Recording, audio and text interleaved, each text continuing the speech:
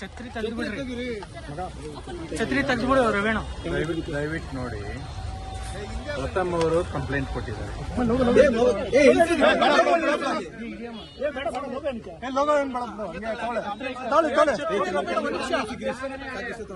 ದಯವಿಟ್ಟು ಯಾರು ಮಾತಾಡ್ಬಿಟ್ರಿ. ಪ್ರಥಮ್ ಅವರು ಕಂಪ್ಲೇಂಟ್ ಕೊಟ್ಟಿದ್ದಾರೆ, ಈಗಷ್ಟೇ ದೂರು ದಾಖಲಾಗಿದೆ. ಕಾಯ್ದೆ ಪ್ರಕಾರ ಅದನ್ನು ಕ್ರಮ ತಗೋತೀವಿ. ನಾವು ಅವರ ಏನು ಕಂಪ್ಲೇಂಟ್ ಫ್ಯಾಕ್ಟ್ಸ್ ಅದರ ಪ್ರಕಾರ ತೀವ್ರವಾದಂಥ ಕ್ರಮ ತಗೋತೀವಿ. ಅವ್ರಿಗೇನು ತೊಂದರೆ ಆಗಿದೆ ಪಕ್ಕ ಅವ್ರಿಗೆ ಪ್ರೊಟೆಕ್ಷನ್ ಕೊಡ್ತೀವಿ. ಕಾನೂನು ಪ್ರಕಾರ ಆದರೆ ಯಾರೇ ಇರಲಿ, ಅವ್ರು ಯಾರ ಮೇಲೆ ದೂರು ಕೊಟ್ಟಿದ್ದಾರೆ ಅವ್ರನ್ನ ಕ್ರಮ ತಗೊಂಡು ತನಿಖೆ ಮಾಡ್ತೀವಿ. ಈಗಷ್ಟೇ ಅದನ್ನು ಕೊಟ್ಟಿದ್ದಾರೆ. ಅದನ್ನು ಕೆಲವೊಂದು ನಗರ ವ್ಯಾಪ್ತಿನಲ್ಲಿ, ನಮ್ಮ ವ್ಯಾಪ್ತಿನಲ್ಲಿ, ನಮ್ಮ ಯಾವುದೇ ವ್ಯಾಪ್ತಿಯಲ್ಲಿ ನಮ್ಮ ಪೊಲೀಸ್ ಇಲಾಖೆಯಲ್ಲಿ ಕೊಟ್ಟಿದ್ದಾರೆ. ನಾವು ಕ್ರಮ ತಗೋತೀವಿ. Will assure definitely you will be secured, safe, nothing to worry.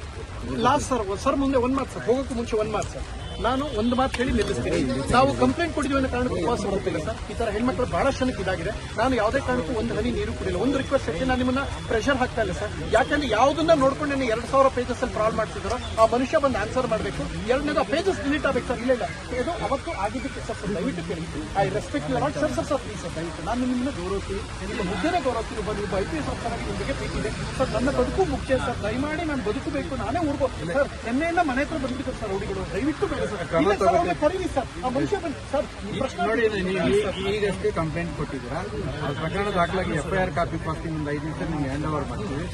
FIR copy police station ಬರಬೇಕು.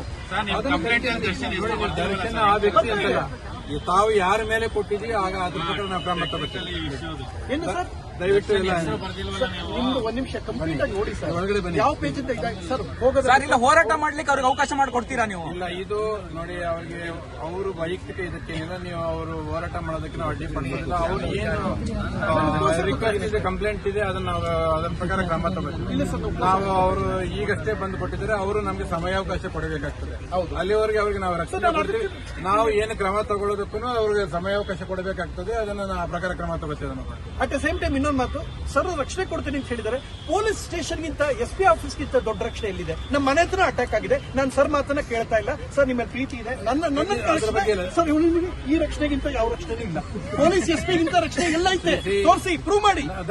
ದಯವಿಟ್ಟು ನೋಡಿ, ಮಾಧ್ಯಮದ ರೀತಿ ನಾವು ತನಿಖೆ ಮಾಡೋಕ್ಕಾಗುತ್ತೆ. ನಮ್ಮದೇ ಒಂದು ಏನು ಕಾಯ್ದೆ ಪ್ರಕಾರ ಮಾಡಬೇಕು, ನಾವು ಕ್ರಮ ತಗೋಬೇಕು. ದಯವಿಟ್ಟು ಸಹಕರಿಸಿ. ತಾವೆಲ್ಲ ಹೋಗಿ ಅವ್ರಿಗೆ ಯಾವುದೇ ಅಸಹಾಯಕತೆ, ತೊಂದರೆ ಆಗೋದಕ್ಕೆ ಬಿಡೋದಿಲ್ಲ. ಅವ್ರಿಗೆ ರಕ್ಷಣೆ ಕೊಡ್ತೀವಿ. ದಯವಿಟ್ಟು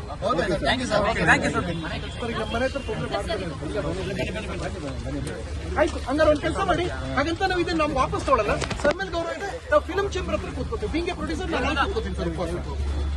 ಆಯ್ತು, ನಾನು ಅಲ್ಲಿ ಉಪವಾಸ ಕೂತ್ಕೊಳ್ತೀನಿ. ಹೊಂಟ್ಬಿಡಿ ಸರ್.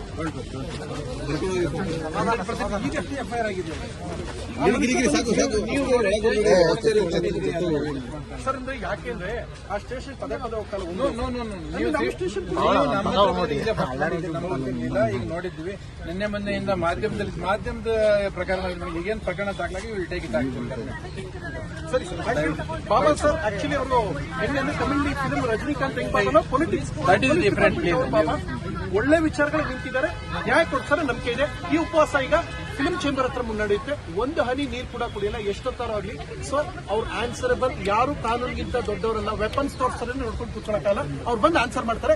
ಫಿಲ್ಮ್ ಚೇಂಬರ್ ಹತ್ರ ಬನ್ನಿ ಸರ್. ಮಾತನ್ನು ಗೌರವಿಸ್ತಾ ಇದ್ರೆ ಈಗ is very good human being. SSTV cinema ಜಗತ್ತಿನ ಕ್ಷಣ ಕ್ಷಣದ ಸುದ್ದಿಯೊಂದಿಗೆ.